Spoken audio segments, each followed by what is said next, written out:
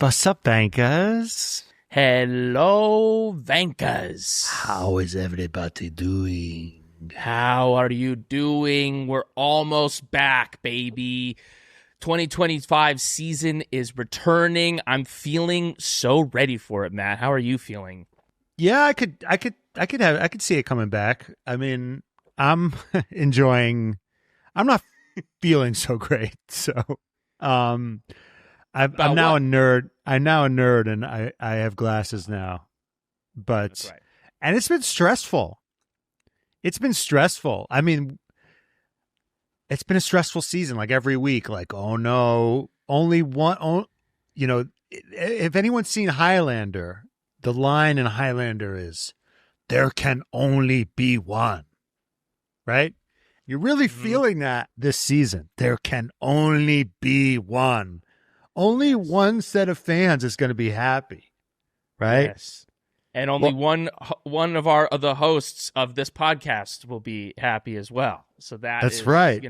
This is the situation we're going to have to navigate, how we're going to handle the rest of the year. We will be bringing in a new element into our future podcasts about how Matt and I will handle being a Lando and Oscar fan for the rest of 2025. But today's episode, we're going to talk about the rest of this year, because there's more than just the McLaren stuff happening this year, and we're going to discuss the main top storylines going into the last 10 races of 2025.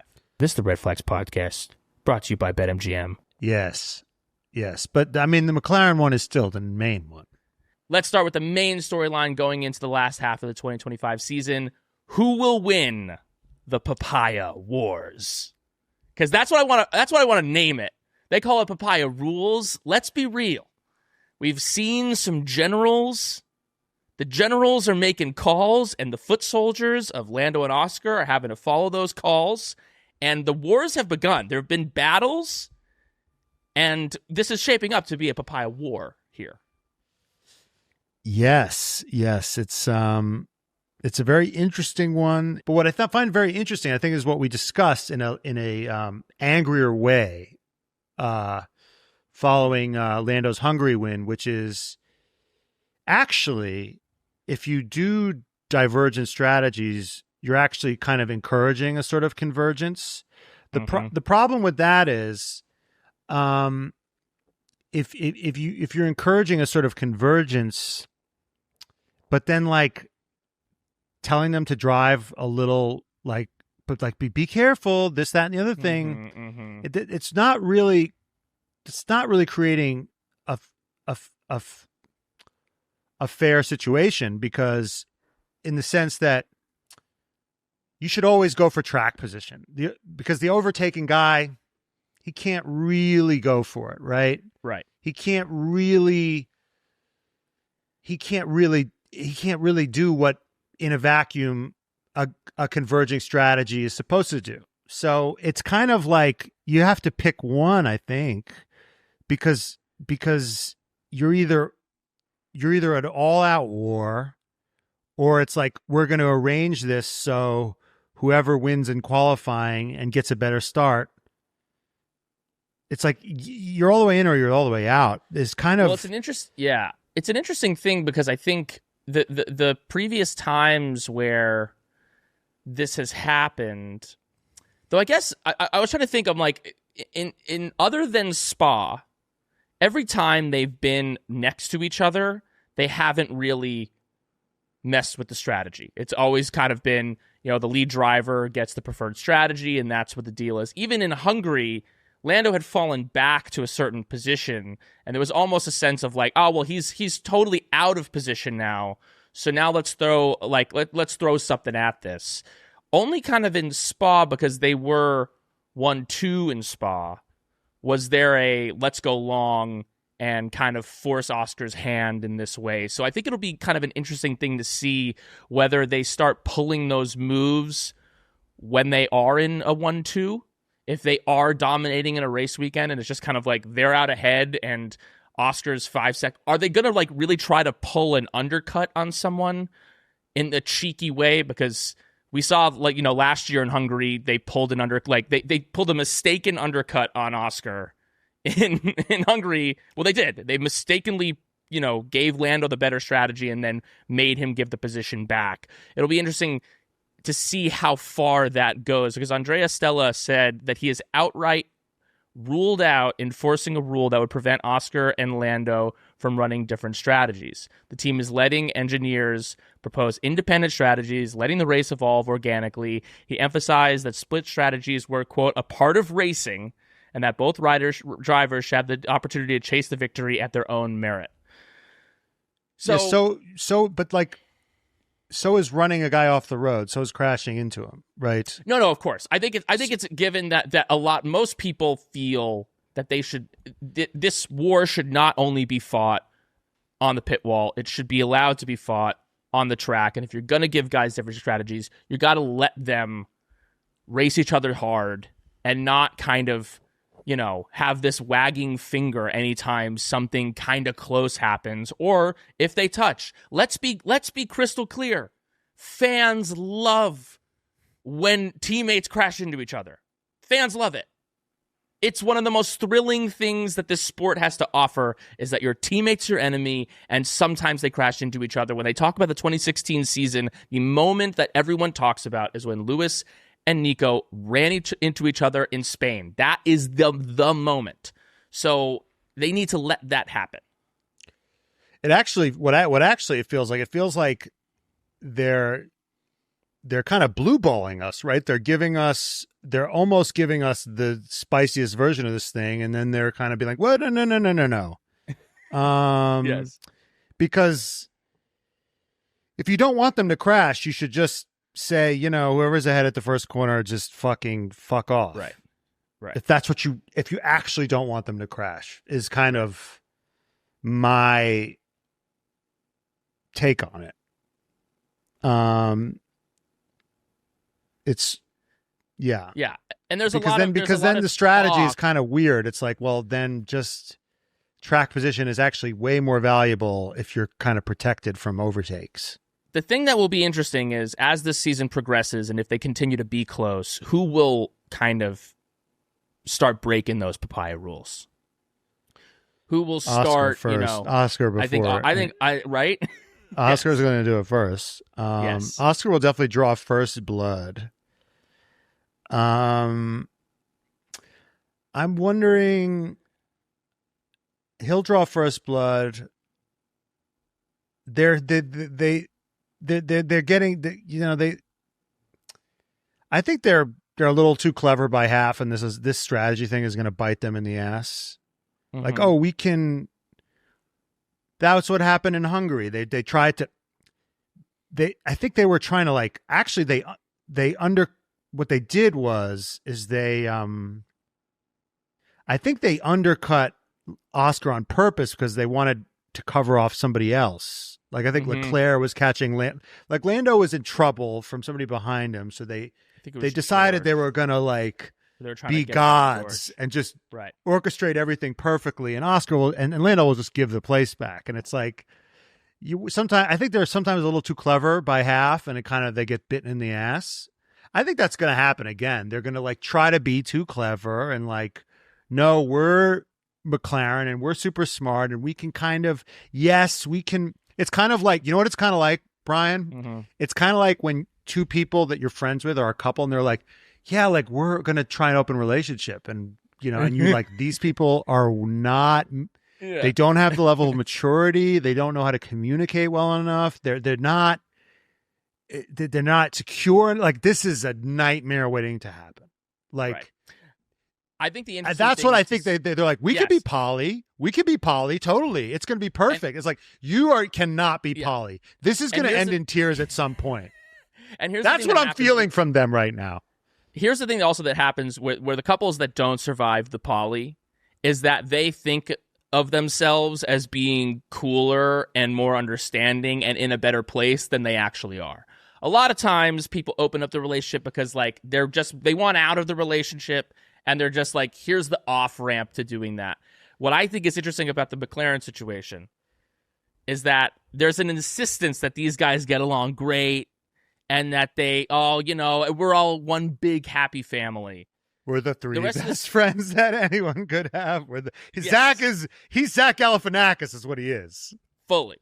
Yes. He's fully Zach Galifianakis, and he's like, we're all just getting along, and he's just like, everyone else is stressed out and starting to resent everyone else. So it will, like, when will those teeth come out? Because, it's like with the Lewis Rosberg thing, because this is the closest, recent situation that we can really compare it to.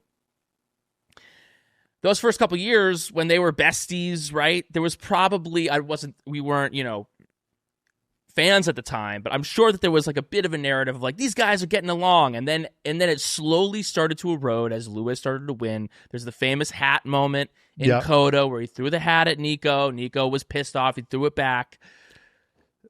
We need a hat moment. And when will the hat moment come? And will it come this season? Because the reality is they're going to be teammates for a couple more years. Yeah. This might be, they might keep it buttoned up this year and one of them might win. But next year, whoever loses will fucking hate the other guy. That's guaranteed. Yeah. Well, Lando, they're in an interesting position where Lando is too nice a guy and Oscar is like too repressed and polite and under control for it. Yes. It's going to be harder for it to happen. What I think is interesting is I think McLaren, they find themselves they're trying to walk.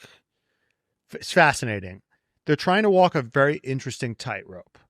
Yes. They don't want to be Red Bull, where they don't want a Mark Webber situation, where it's like one guy is just a schmuck, where they treat one guy like the redheaded stepchild, and one guy is like the golden, beautiful baby boy who can do no wrong, right? Vettel.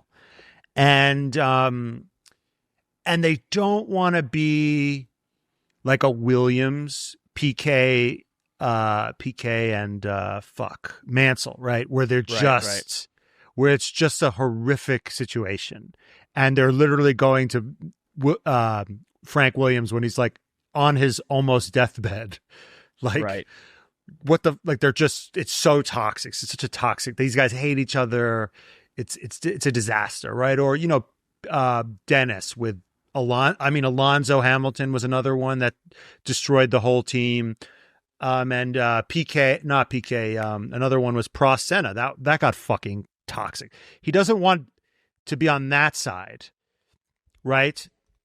So, he's trying to like walk this tightrope where he's not just going to let them fight and they hate each other. He doesn't want it to explode, but he doesn't want to just pick one.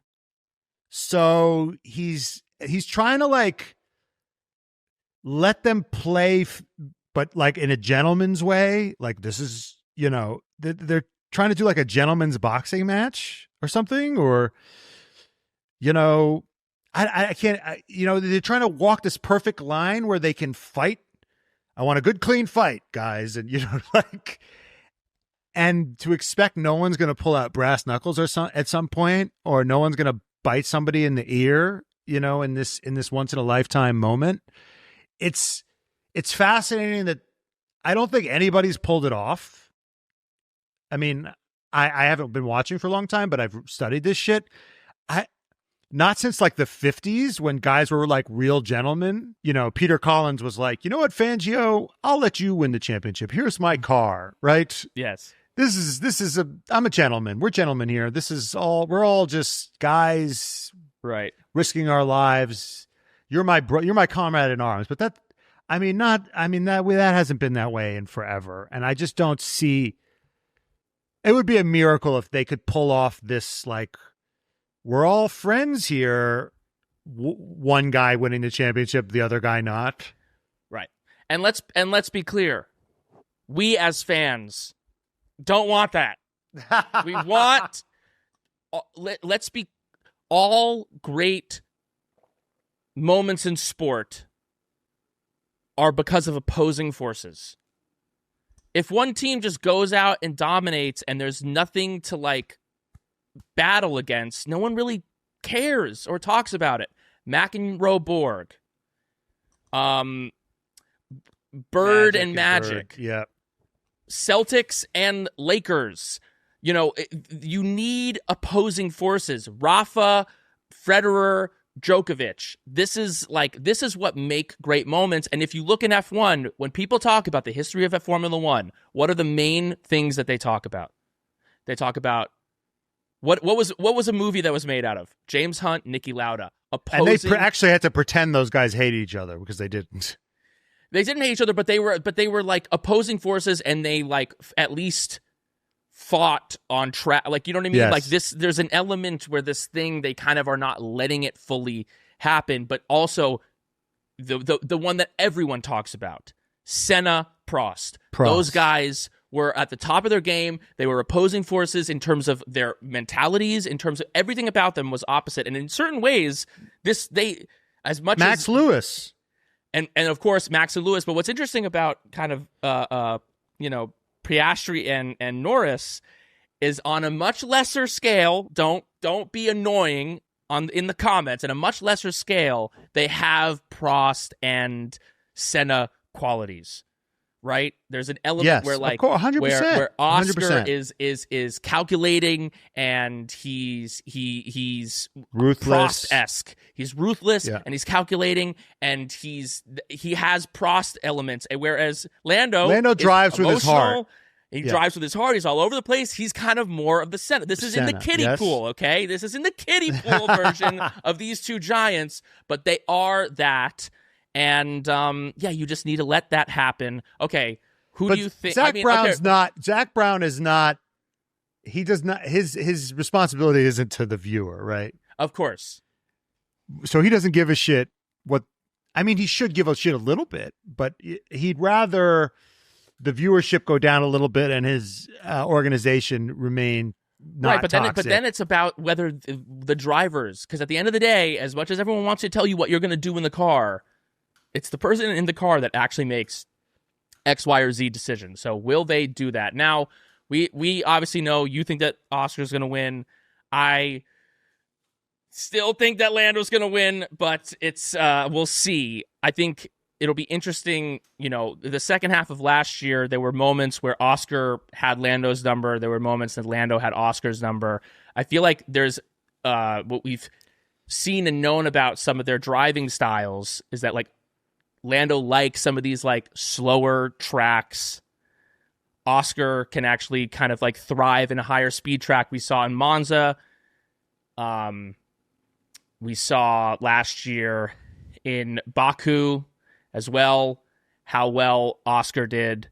And we saw, like, in places like Singapore and Zandvoort that Lando crushed. So I think there's plenty of opportunity over the next 10 races for it to be kind of like tracks favoring one guy over the other. Of course, but I think with this, now that I've seen the way these strategies, these last two races in Spa and Hungary, I think I'm a little less confident. Now I'm like, whoa, it could really be anybody. There's such a randomness factor now. Like because I was confident before this Hungary situation. I was like, well, Oscar's just more consistent. He's gonna make fewer mistakes. He's just, in the aggregate, he's just gonna get more points. But, like, there's just a randomness factor to some of these races now. Like, Lando could go long. I mean, I really, like, now I'm feeling coin flip.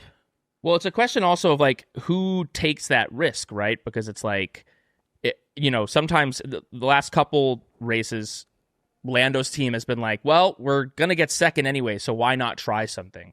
So there's almost like if you get pole and you hold the lead through lap one, are you just going to take the safe route? And is it in the long run actually advantageous for you to, like, be ahead and always get the, like, kind of tried and true strategy, whereas the guy behind might, try something a little bit funky? Right, but even if let's say Oscar's ahead, right? He decides to do the alternate strategy. Immediately, Lando's going to maybe do the opposite, right? Right. As a second driver, you're just going to do what the other guy doesn't do. So there's a bit of randomness. Who pulls that trigger? Who goes for that? And it feels like, the person who would go for that would be the person who's, trailing, has less to lose. Mm-hmm. Like the guy in the front is, I mean, and maybe that will happen enough times where they're like, we need to think proactively and start doing this and be one step ahead of them in the chess match. But, you know, it's almost like, is it advantageous to not be in first? Because then you kind of get to, you know, try something different. Well, you get to see the other guys. You get to see the other guy's hand a little bit. Oh, he's doing this. I'm going to do that. Yeah, it's we'll see. I don't think we've. I really don't know how these next 10 races are going to go, and I'm really hoping that it's going to be as exciting as I think it could be. So that is the biggest storyline going into the last half of the 2025 season. Venkas, this episode is brought to you by BetMGM. This season has been thrilling. McLaren's battling every race, but every now and again, we have a surprise winner, and I think there's a few more surprise winners coming this year, and if you've got your money on the right winner of that race, there's big money to be made. Who knows what's going to happen in Monza this year? Maybe Lewis Hamilton comes back and has a victory. You know that the line's going to be good there. Last year, George Russell won in Vegas. Vegas race is coming up, baby. You got to put your money down, and you can do that on BetMGM. Make your Sundays that much more interesting. Come see what's new at BetMGM. Score bigger when you win with boost tokens, odd boost tokens, and more. Even if your bet doesn't hit, we've got you covered with no sweat tokens. So if you think that Lewis is going to win in Monza and he doesn't, maybe Charles Leclerc wins, maybe Max Verstappen wins, it's all good. They've got you covered with the no sweat tokens. Sign up with BetMGM today, and you'll have access to countless betting options, including new look, same game parlays, teasers, live bets, and so much more. Take advantage of these offerings and be sure to use the bonus code DADDY when signing up to receive up to $1,500 in bonus bets if your first bet loses. Gambling problem? Call 1-800-GAMBLER. Available in the U.S. Call 877-8-HOPE-NY or text HOPE-NY 467-369 for New York. Call 1-800-327-5050 for Massachusetts. 21 and over only. Please gamble responsibly. Call 1-800-NEXT-STEP for Arizona. 1-800-BETS-OFF for Iowa. 1-800-981-0023 for Puerto Rico. First bet offer for new customers only. Subject to eligibility requirements. Bonus bets are non-withdrawable. In partnership with Kansas Crossing Casino and Hotel. See BetMGM.com for terms. U.S. promotional offers not available in New York, Nevada, Ontario, or Puerto Rico. Storyline number 2. The question is, will Ferrari officially break Lewis Hamilton? I mean, if you pay attention to Vogue, I think it's already happened. Yes. When we're talking about the idea, is Ferrari going to break Lewis Hamilton? The argument is that he's already broken, and he's already broken. He's doing this Vogue. interview. He did an interview with Doug, not Vogue, Doug, and he anthropomorphizes his dog Roscoe. These were some of the answers that he gave to Doug. What's your astrological sign? Scorpio. Favorite toy? This is Lewis, again, speaking as Roscoe. Squeaky balls. I go nuts over a ball, but I especially love bowling balls and footballs. I have a little bit of bull trait in me, and I won't stop until I pass out when I have a ball.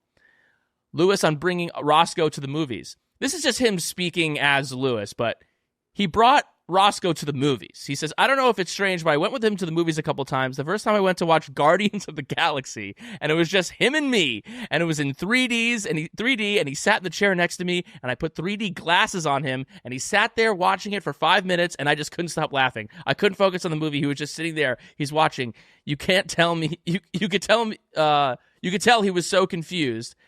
And then he just passed out in the chair, and he was snoring the whole movie, and everyone in the theater was laughing because they could hear him snoring so loud. So, could you imagine if you weren't Lewis Hamilton and you did that? You imagine if I brought my dog to a movie theater and he started snoring in the middle of the, like, I'd be like, get your fucking dog.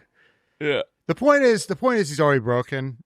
Yeah. I mean, how checked out do you have to be to do something like this in the middle of a season? Yeah, this is another note from the thing. It says, who would voice your dog in a movie? Lewis said, well, I would, unless I could find someone else. He's got an underbite because he's a bulldog. If you look on his Instagram, you will see I always put S's after all the words because he's definitely got a lisp. So I would have to find someone who could do a lisp to voice Roscoe. Until then, that person would be me. Editor's note. Hamilton imitated Roscoe when describing this. So, listen, Lewis is in the press saying that he's useless. Ferrari is He's this... useless. He's useless. I'm useless. I'm useless, Suffering guys. succotash. I mean, I just can't find the balance of the car, and I just think that Charles is just a better driver than me. And I like my ballsies, and I like my tires, and I like them when they're soft, not the mediums. I like the soft tires. Yeah, I mean, it's this really interesting thing, right? Because it's like Lewis went to Ferrari going into this year. Ferrari has all the lore. There's all this. It has this stranglehold on F1. It's like Harvard or one of these institutions that you just think, well, if I do that, then I'll have made it. It still holds that weight. It's The Tonight Show with Johnny Carson. It's, Harvard University. It's Juilliard. Like Tom Cruise. It's just like an institute. It's been there for so long. It's been so successful for so long. But it's like it's more than that. It's been so successful for so long because it's like they've been a mess since Schumacher, and so actually on paper, all of the kind of lore of Ferrari is from like 2003 and behind, backwards, and it's Lauda from back in the day, and it's the drivers of the 50s and 60s. That's when the real Ferrari lore is, and they bring in these people. They bring in the Charles Leclercs, and we've seen what it's done to him. And then, Lewis was pulled in by Ferrari, and it is starting to really break him. It's like David Mamet. Uh-huh. David Mamet wrote like the most amazing plays like a million years ago, and he's just like, right, sure. He's still fucking David Mamet. I don't know if he's burning the house, like lighting the world on fire lately. Right.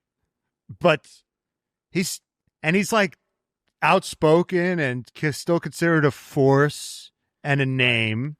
Yes. He's fucking guy wrote Glenn Ross 900 years ago, Right. Yeah, I mean, Stephen Sondheim was making musicals like up until, towards the end of his life, but the real heyday was the Sweeney Todds and the Into the Woodses of the world when he was really doing his thing. But I guess I don't know if we've ever seen Lewis in the press talk the way that he's talking, and part of it is probably a little bit of age. His last couple years at Mercedes were good, not great. George Russell, even though Lewis beat him 2 out of those 3 years. Or no, sorry. George beat Lewis 2 out of those 3 years. But Lewis was around him, and Lewis still had those moments where it was like, no, I'm still here. I still got it. And he had the moment in China, but since then, it's been bad, and the car looks bad, and it looks like next year the Mercedes might be great. And so this might be, I was going back through the Hamilton Rosberg 2016 season, and Lewis had just horrible. The start of Lewis's season that year was horrible.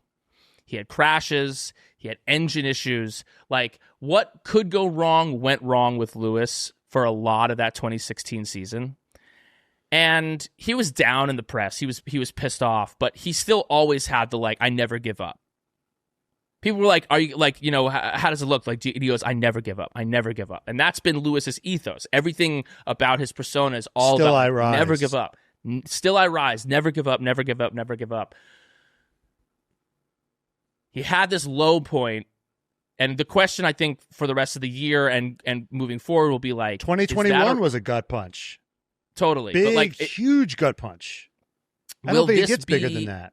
A rock bottom? Will I'm useless be the rock bottom, and will he bounce back? Or is that just kind of the new normal, and will he start to transition into talking about different shit, he's talked about putting a lot of his life on hold because he wants to excel in F1. He's been like, other people get married, they settle down, they have these interests. And as much as Lewis is like, doing a million things all at once, he is very, in many ways, singularly focused on being the greatest that he can be.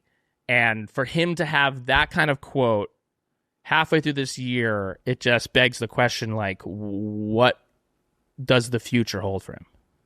I don't think it's... I mean, I know I was joking about the Vogue. I was kind of joking about the Vogue thing in terms of... I don't think he's broken necessarily. I mean, I think he's definitely kind of checked out, or like, oh, this year is a wash, or I'll get... But I don't think he's given up. I think there might be from a mentality standpoint, I think from a physical standpoint, there might be a drop-off just because of age. But in terms of mentality... I think we've said this about Lando, and I've seen it myself, where just because somebody is down in their body language or they complain a lot. I mean, I think I'm one of these people, right? Mm-hmm. Like I've in my life, I've complained constantly and been really depressed. I've been a very negative person in my life, and I've had many people say, "Oh, so you're gonna," at the end of the conversation is like, "So you're gonna quit or you're gonna give up?" Like that's what the other person is thinking. Right. That's the signal that people get when they talk to me, and it's like, no, it's right. kind of like shedding. You're like shedding the negativity. Right. It's almost like it's like you're shedding it. You're not. It's not. You like, there's many ways to push the thing up the mountain, right? You can be like, oh, this thing's fucking heavy. I want to kill myself as you do it. Or that's like, doesn't mean you're going to stop pushing the thing. Or I'm never going to get this thing up the hill. The difference, I see the difference between like someone like you and Orlando and Lewis is that like, this feels new from him to an extent. He could definitely be down and be like, I wasn't good enough today, blah, blah, blah. But useless. Like if you said to me, I'm fucking useless, man, I'd be like, no, you're not. You said this a million times. Shut up. Keep going. Blah, blah, blah. If Lando said I'm useless, I'd be like, yeah, this is what you say every time. You fucking stub your toe and you say I'm useless. Lewis is like, I never quit, never. And now he's like, I'm quitting. And that's the thing that's alarming of it to me. I think you're right. I think maybe he is shedding, but if he continues to like not be there this year, the facade, all great athletes have to like build up the persona. You have to believe that I'm the best, right? That's what I mean.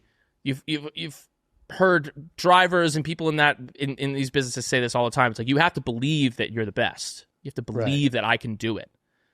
And sometimes when that crack like forms, it's like how close is he to the implosion? How can it take those hits and half implode, or is it going to be like the submersible and be like, yeah, there's cracking around, and then it's just like, I fucking suck, and the whole thing kind of implodes on itself. I don't necessarily think that's what's going to happen.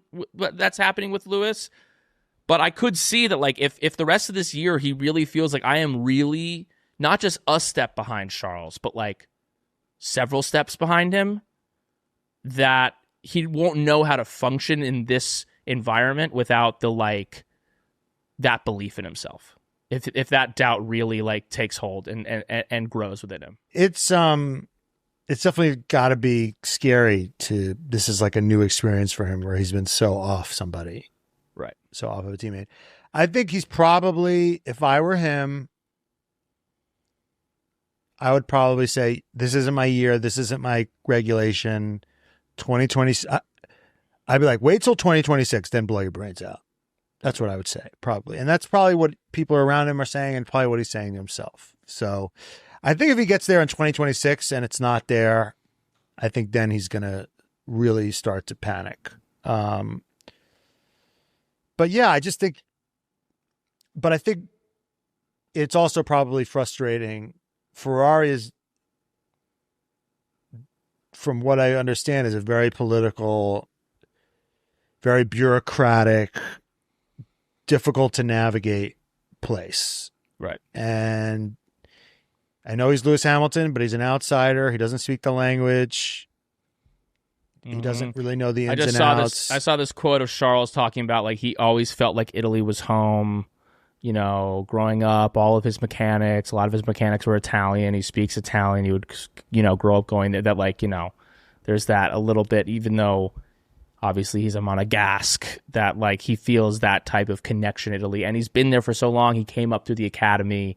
You know, there's the like kind of his manager's Nicholas fucking Tott. His manager's Nicholas Tott. His you know, godfather was a Ferrari driver. Was driver.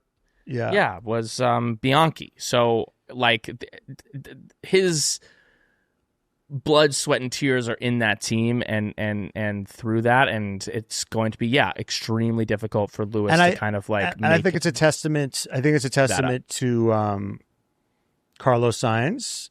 Like in order to drop in there and be successful, you have to be very politically savvy, know how to operate. Carlos Sainz, the way he's been able to just sort of drop into, the way he dropped into Red Bull. Dropped into with Max Verstappen, was able to survive that. Dropped into Renault, dropped into McLaren, drop into Ferrari. He's just kind of able to like land on his, like a cat, just able to land on his feet and make the most of it. And I think that Lewis, being a world champion, being such a talent, I don't know if he's necessarily ever had to. He's been like, oh, the system is built around me. Now it's like, no, Ferrari's like, for better or worse, Ferrari's like, we're the fucking system. Right. We're the fucking system. The answer is for worse, but it is, but that is what it is. That just it's is the Ferrari way. What it is. They have their own culture, their own way of doing things. Will that system break him? It is that will be the question for the rest of 2026 and beyond, because there have been some rumors, and they're just rumors, that he is going to retire. But who knows? All right. Next storyline going into the second half of the year. Who will be top rookie? I feel like this is, I know we haven't been watching for a long time, but I feel like this is a very exciting question, because I don't think we've ever had so many rookies perform that showed so well. Any promise at all. More than, 2 years ago it was like, oh, Oscar looks good. Right. Or last year it was like, oh, Franco looks like he could be something. But we've never had, since we've been watching, we've never had like, oh my God, there's like 5 or 6 of them that could be in the sport for a long time. Yeah. I think there've been waves of guys, the George, Albon, Lando, all coming in the same time. There's been like generations of guys, right? Because like Max, Charles, and then kind of also with a little bit the George, Lando, Albon, that kind of little, that generation, that pocket.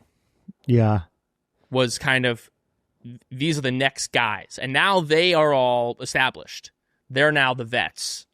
And there was then the few years in between where it's like, who was there? There was Mick Schumacher, there was Nikita Mazepin, there was Nick DeVries, Yuki, some of these guys coming in, but it didn't really feel like there was a new wave. And now we got like another wave. And that's, I think, how it can happen a lot of times. I think there was some stat that was like in tennis that I think if you were born in the 90s, I think they've won 1 or 2 major championships ever. Yeah, our generation of tennis players didn't amount to shit because the 80s were so good. Because the Gen Xers were just unbelievable. The Gen Xers were amazing. Yes. And then the Gen Zers came around and just crushed them. Right. So there was just no. Then the kids in the 90s, they were just. If you were the best 90s if you're the best millennial, you were fucked. Right. I think, yeah. These Gen Z kids are good. And I think the other thing that's been helpful is I think money has been less of a problem. Mm-hmm.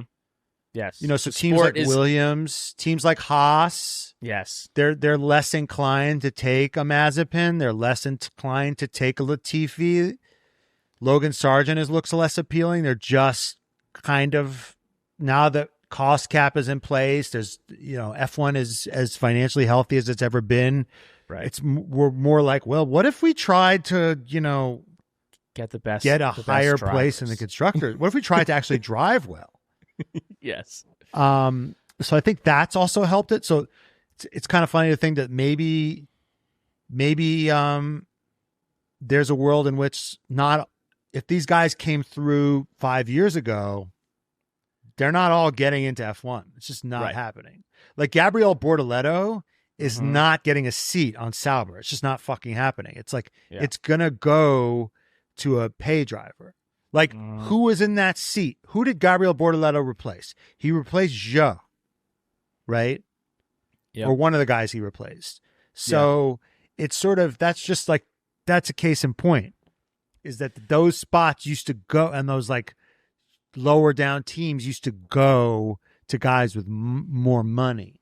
And Mazepin, Schumacher, those you're not as desperate for those guys, because like Gunter in now would not need to like take money from Mazepin, because like Haas can be a money making operation because F1 is as popular as it is. So there is right. as I know much the of a Schumacher thing is for going to catch strays, but I mean, Well, Mick, what's his face? there was German Magnussen money that came with that. That's just reality. Yeah, exactly. It's just that's just reality. But this year's been this year's been ups and downs for a lot of these guys. It's been like, it started down. It's been really fun to kind of like watch them go up and down. Like, started off rough for Hadjar that first race, then he bounced back. He was looking really strong. Now Lawson is kind of catching up to him. That's a really interesting battle. Ollie Behrman's had his moments. Antonelli started out decent and then has cooled off, and now Bortoleto has had the momentum going into the summer break, out qualifying Hülkenberg a few times in a row, and the only one that seems to be kind of clear in the not good is the unfortunately Franco Colapinto. He is the one who seems, I would be shocked if he's in that seat next year. Yeah, so I mean, what's interesting is you look at qualifying. Oliver Behrman's having a sneaky good qualifying season, because Ocon is qualifying. His quality position is 14.2. That's his average quality, and Behrman is 14.7. This is Gabriel Bortoleto. Actually, yes, he's average quality pace is 15. He's really coming on strong now. I think if you looked at it head to head, because Hülkenberg he's not just average. 15 sounds bad. Tell him why it's good. Well, Hulk is 16. That's right. Yeah. Now I think he has a better quality pace in terms of quality average than Hülkenberg this year. Now I think if you did it head to head, I think if you did like not average but head to head, don't hold me to this. I think Hulk would be winning. I don't think so. But I could be wrong on that. But in terms of his average quality pace, Gabriel Bortoleto is ahead of Nico Hülkenberg, so that's really impressive. Because Hülkenberg's known as a good qualifier. So yeah, I mean, I think Gabriel Bortoleto, that's probably the most impressive. I mean, Gabriel Bortoleto being ahead of Nico Hülkenberg is pretty freaking impressive. Isaac Hadjar's probably had the flashiest performance, but I think I gotta go Gabby. I think Hadjar's gonna fade now that Liam Lawson's, the Dementors have decided to give him some of his soul back. Yes. I really think it's going to be Gabby now. Yeah, I think that Gabby has emerged. I mean, it might be a little bit of recency bias, but I also, he won F2 last year. He had won F3 first shot. He has all the right makings on paper of who you want to be a top rookie. This is the George Russell. This is the Charles Leclerc. This is the Lewis Hamilton. This is the Oscar Piastri resume. And Kimi just going to get killed by. I mean, he just got George Russell as a teammate. It kind of But you can say the same thing about Bortoletto. He's got fucking Nico Hülkenberg as a teammate, and in the points, Nico had that podium, but he's had enough kind of really strong performances to say like, no, I could be there as well. It's an interesting thing. I've been thinking about because there is a world, we have to accept it. This is another one of the storylines. We don't have to talk about this for too long because it's painful for both of us. But there is a world where Yuki Tsunoda is not on Red Bull anymore after this year. Yes, I know. And while Matt punches a wall, that's just the reality that we might have to face as a community. We might have to face that is a world. There are rumors that he stays. There are rumors that they'll give him another year, that maybe Laurent doesn't want to shake things up, give Isaac another year to develop X, Y, and Z. But I was thinking about who could make sense. Where the fuck is Lindblad going to go? He might replace if they want to move. No, I'm saying if the Yuki stays, they would maybe in get the rid scenario of that you just posited. If Yuki stays, yes, Lindblad's probably coming through. So where are they going to put Lindblad? They maybe get rid of Liam. What? They maybe get rid of Liam. I don't know. But Liam would have to really shit the bed. The thing that I want to say, okay, is that I could see Red Bull in the future going for a Gabby Bortoletto. Given his relationship with Max, he and Max get along really well. Given his kind of, I don't know why, I just feel like he could be a Red Bull guy. That would be. I mean, I think Arvin Lindblad would have to. These guys would have to flame out for that to happen. Mm-hmm. Like Isaac would have to come up, flame out. Liam would have to. I mean, well, Liam's never. They never try that again. I mean, Yuki would have to be gone. Isaac would have to come out, flame out. Arvid Lindblad would have to. I mean, that it would take a lot for them to be like. Because every time you do that, you're like, well, fuck our driver program. Right. Well, they've done that. I mean, Ferrari has a driver program as well. Charles Leclerc is a product of the Ferrari driver program. Ollie Behrman's a product of the Ferrari driver program. But, isn't Carlos Sainz? Isn't Lewis Hamilton? So, wasn't Sergio Perez? And as much as it's been tough, he has been kind of the most successful person they've had in that seat in recent years. The car was a rocket ship. How many times do I have to go over this? Anyway, let's get off. I've just been watching it and his relationship with Max. I just see it in my head. I don't know if that actually makes sense on paper or whether that can actually happen. But to me, vibe-wise, he feels like he could work in that.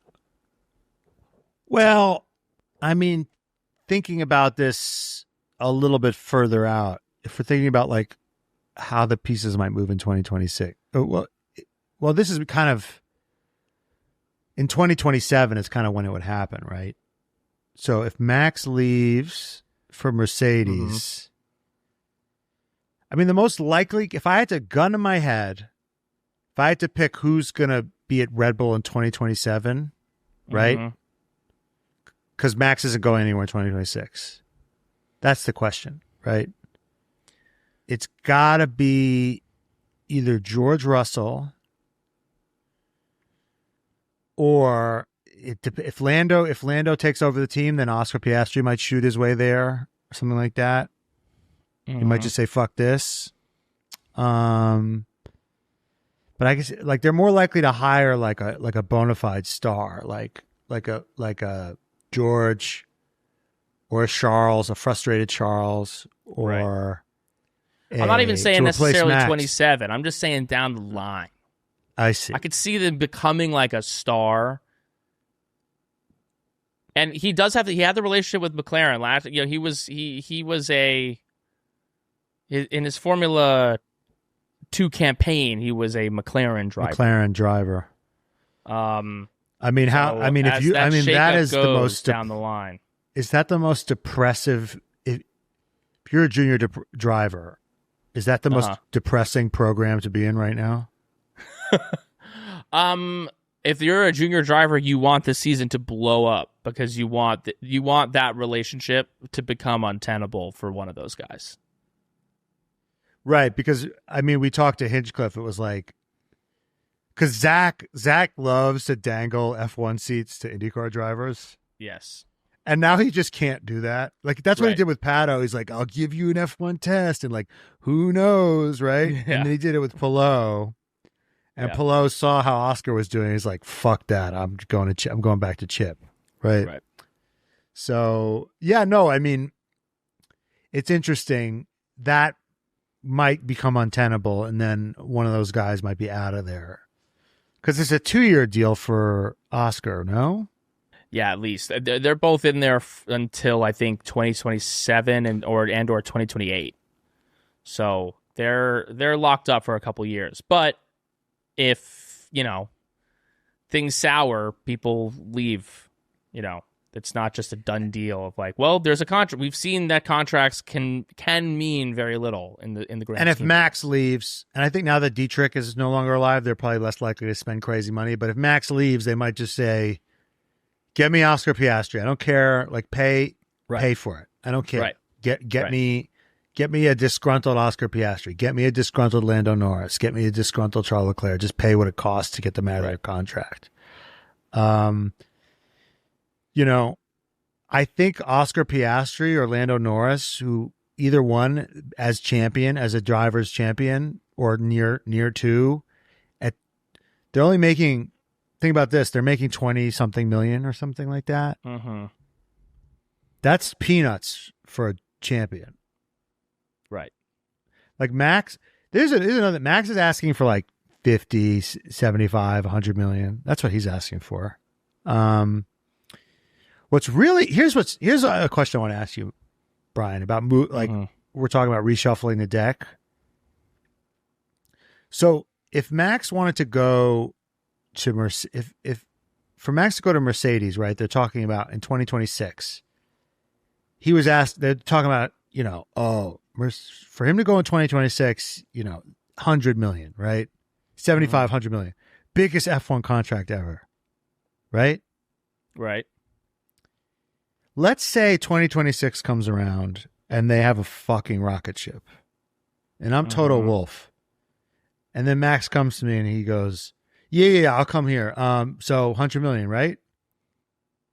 Am I giving you 100 million? I'm like, no, you pay me 100 million to come drive my car, you son of a bitch, you fucking car merchant. Like, I forgot who was saying. I think it was Montoya that said that. Was like, Max is not going to get the money that he could have gotten earlier if he had taken the leap earlier when Red Bull was better. He actually had more leverage. Whereas like he's going to lose some serious leverage in 2026 if Red Bull is dog shit and Mercedes is good.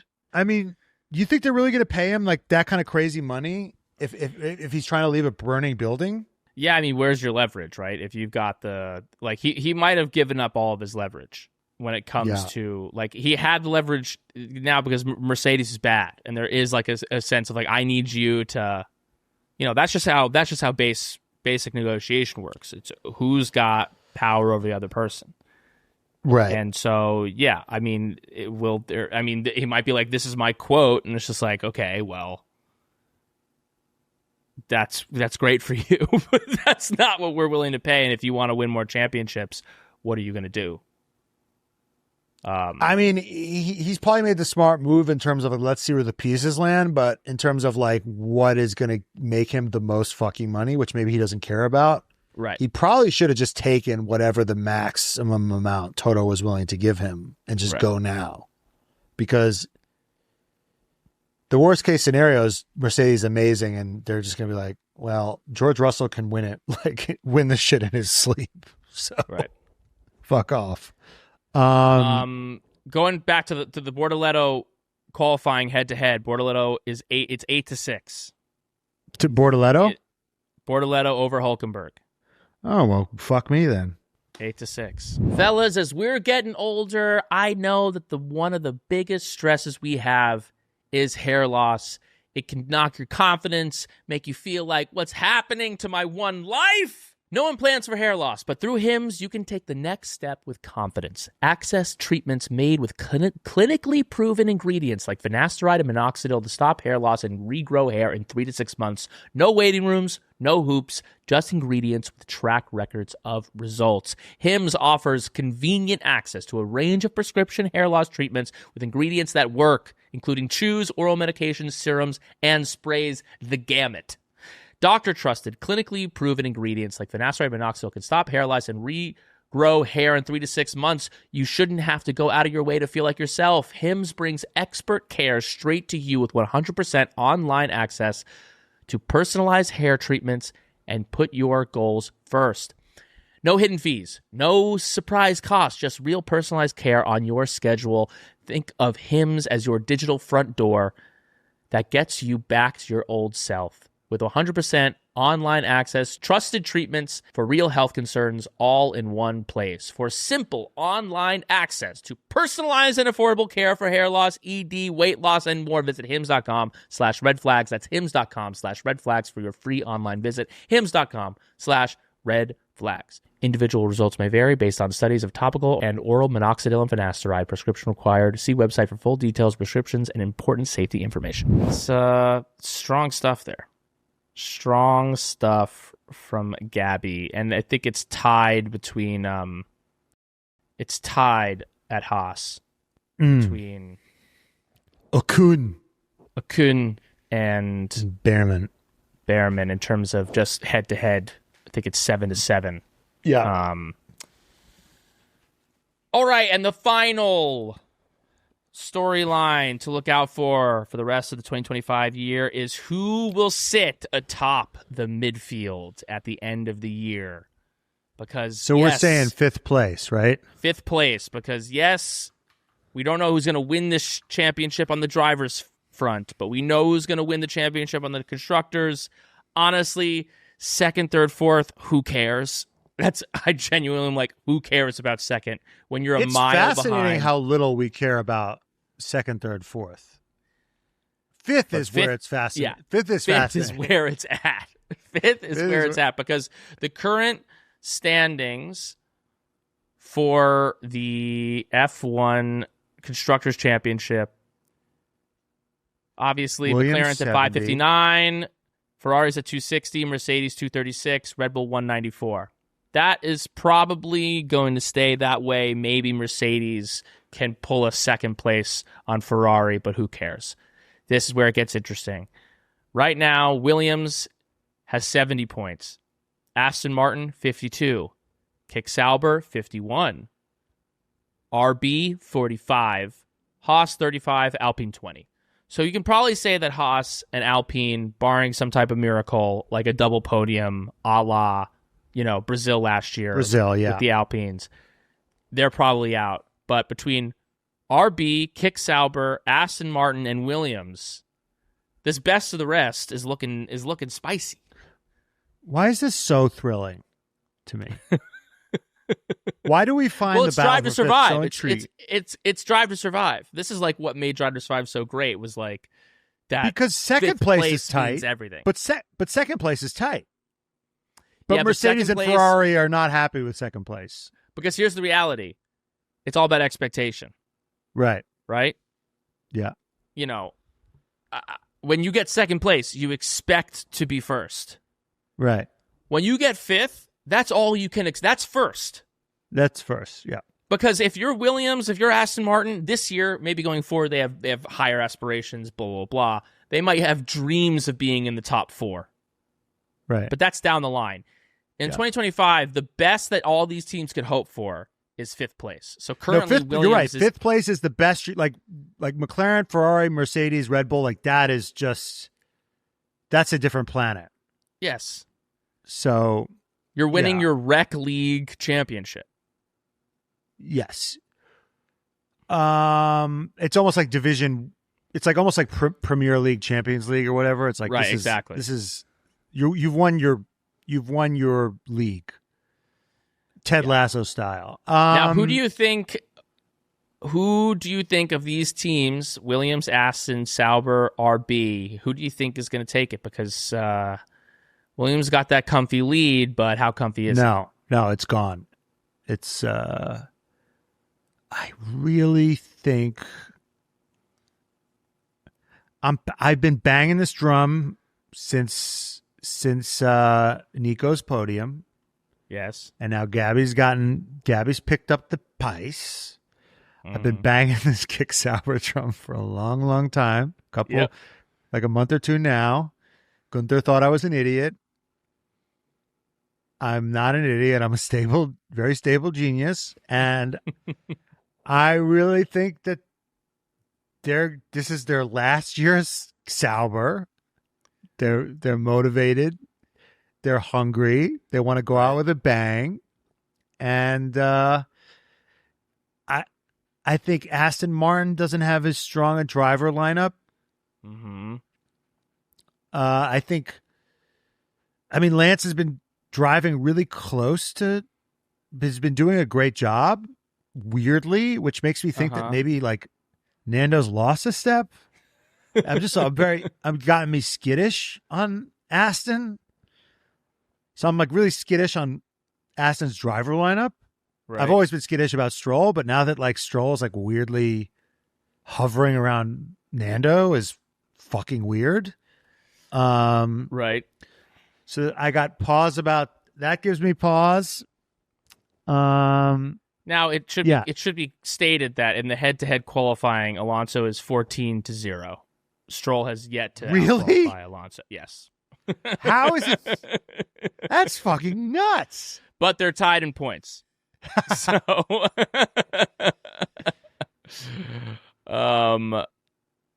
Alonso's had kind of some shit luck, and in the races where the reality is in the races where the car's been good and able to score points, Stroll has been there. Because there have been races where they've just been completely nowhere. Yeah, I think Racing Bulls, I don't have a lot of faith in Racing Bulls. No, not to make up that type of gap. I agree. No. So you think it's going to be Kick Sauber? I think it's going to be Kick Sauber. Right, I think it's going to be Williams. Because as much as I said that Alex Albon would beat Carlos Sainz this year, which he is in a dominating fashion, I will acknowledge the fact that Carlos Sainz has had some unlucky moments this year. He's had some tough breaks. That car has been unreliable in a way that is, in certain ways, pretty concerning. But I think, yes, Nico and Gabby, great drivers lineup. I think Alex Albon and Carlos Sainz, I would take over them. And I think that they are going to hold on to that lead. And I think they're going to work out whatever shit that keeps knocking them out of these races. And they're going to hold on to that 5th place. They are going to be the best of the rest. Vowles is doing the nerd, what's his face? Daryl Morey. We're not even worried about this year bullshit. They're tanking. They are tanking big time, hard.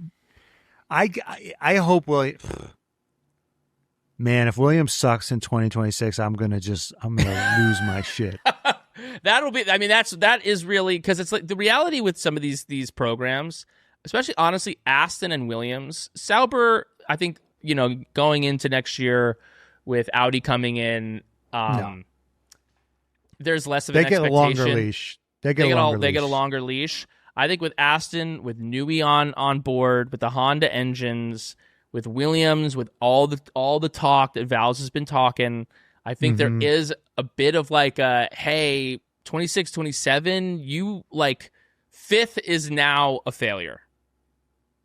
You know what I mean? We were just talking about how like fifth is what you want.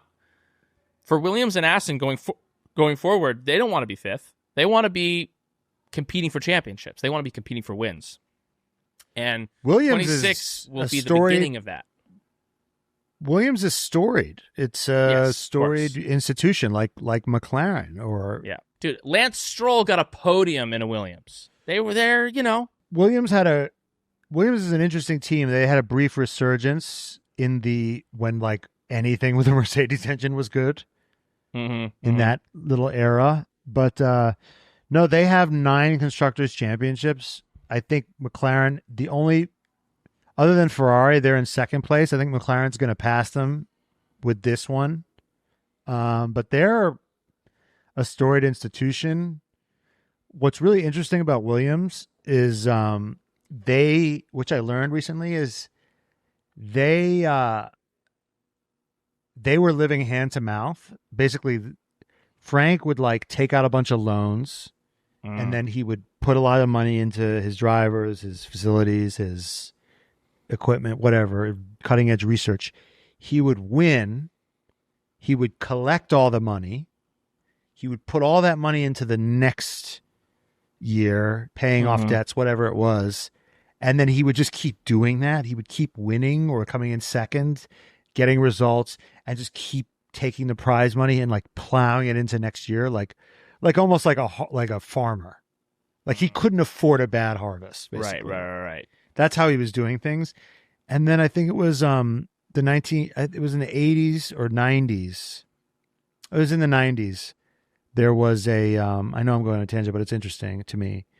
There was the new Concord agreement was like, what if we did something, what if we allocated the prize money more fairly?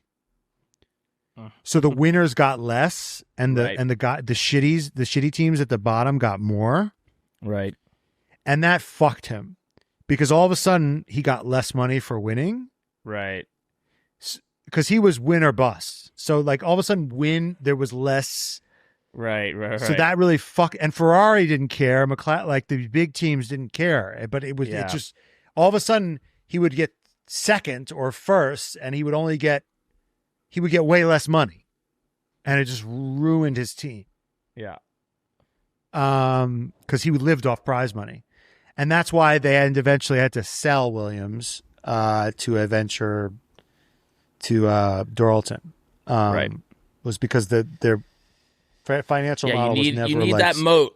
That's what they call it in fucking stock world. The moat. But yeah, so Williams is a legendary team. And they belong up there. That's where they belong. Yeah, seemingly. Seemingly. They have... In theory, yeah, you belong up there in the same way that, you know... But when you think about it, right? It's not a birthright. But McLaren's a customer team, right? McLaren's kind of embarrassing Aston Martin and Williams and these McLaren is we're just customer teams, the blueprint. Right? The McLaren's the blueprint for these teams. Honestly, in a way, so is Red Bull. It's really Mercedes and Ferrari. They're the only manufacturers that are up top. I mean, Red Bull's about to become their own manufacturer as well. But like, you know, all these. No, but Red Bull's taking a Honda engine, right? They really. Well, that's what Aston's about to do, right? So when you're not a customer team, when you're a works team, like either you produce your own engine or you take an engine from somebody that doesn't have their own fucking car on the grid. Right. That's usually the best model. I mean,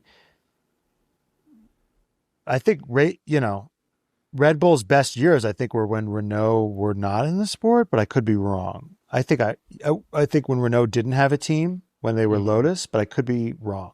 The model on how not to do is Alpine, obviously, because they have their own engine. Right.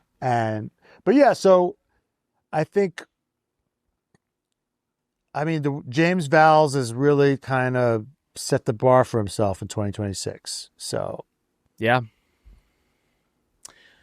Well, that's what we got to look forward to for the rest of this year. There is a lot there. And a lot of meat on the bone. A lot of meat on this bone, so be sure that you are subscribed, tuning in. We got Zandvoort coming up. Lando Norris dominated there last year, even though he lost the place in the opening lap, but that's okay. He made it up later. Let's see if he can do it again and start this championship bid for the second half and take this WDC, baby. Or was Oscar Piastri going to be stepping in his way? And will the Papaya rules become Papaya Wars? Will Lewis Hamilton be broken? Will Gabby Bortoletto be the next great? Will Kimi Antonelli flame out?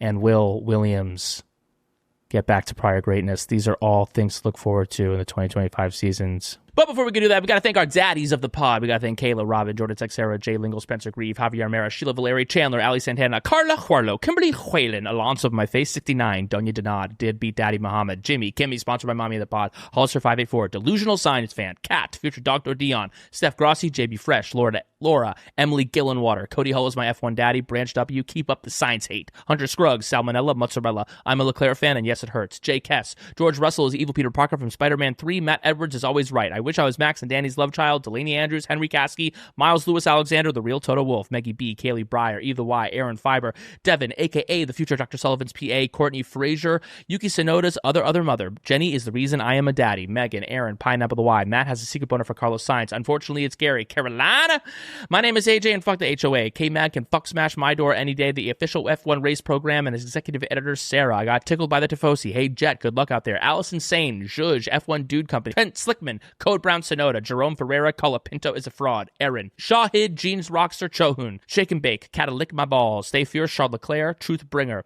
Mama Burns, Arthur Leclerc is hotter, Carlos Sainz, OP Goblin, and our newest daddy, Right Meow. Our honorary daddy of the week this week, every week, is the one and only Nicole Piastri. If you want to become a daddy of the pod, go to patreon.com/TRFpod and join the resistance today. Once again, this is the Red Flags Podcast, brought to you by BetMGM. We love you, Venkas. Goodbye, Venkas.